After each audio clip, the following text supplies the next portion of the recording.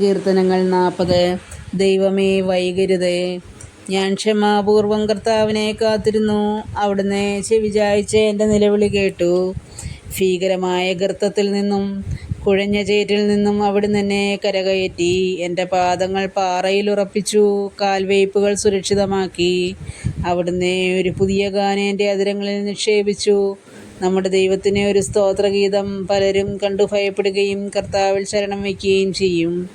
കർത്താവിനെ ആശ്രയിക്കുന്നവൻ ഭാഗ്യവാൻ. വഴിതെറ്റി വ്യാജദേവന്മാരെ അനുഗമിക്കുന്ന അഹങ്കാരികളിലേക്ക് അവൻ തിരിയുന്നില്ല. ദൈവമായ അങ്ങ് എത്ര അത്ഭുതങ്ങൾ ഞങ്ങൾക്ക് വേണ്ടി പ്രവർത്തിച്ചു.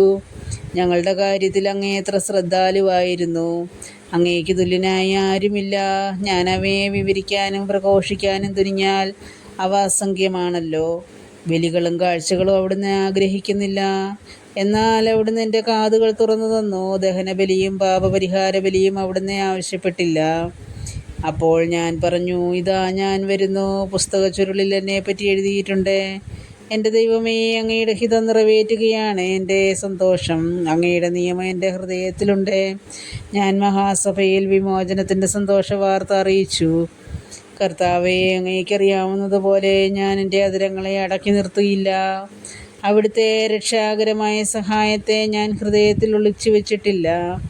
അങ്ങയുടെ വിശ്വസ്തതയെയും രക്ഷയെയും പറ്റി ഞാൻ സംസാരിച്ചു. അവിടുത്തെ കാരുണ്യവും വിശ്വസ്തതയും മഹാസഭയിൽ ഞാൻ മറച്ചു വച്ചില്ല.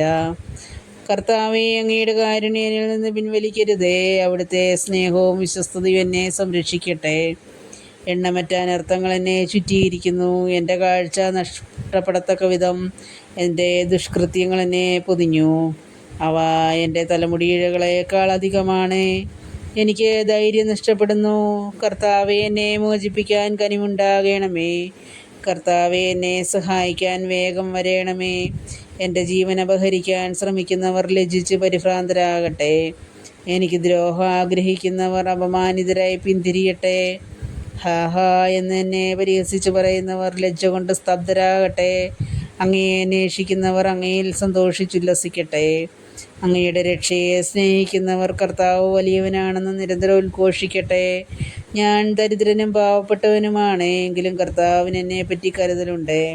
അങ്ങ് എൻ്റെ സഹായകനും വിമോചകനുമാണ്. എൻ്റെ ദൈവമേ, വൈകരുതേ.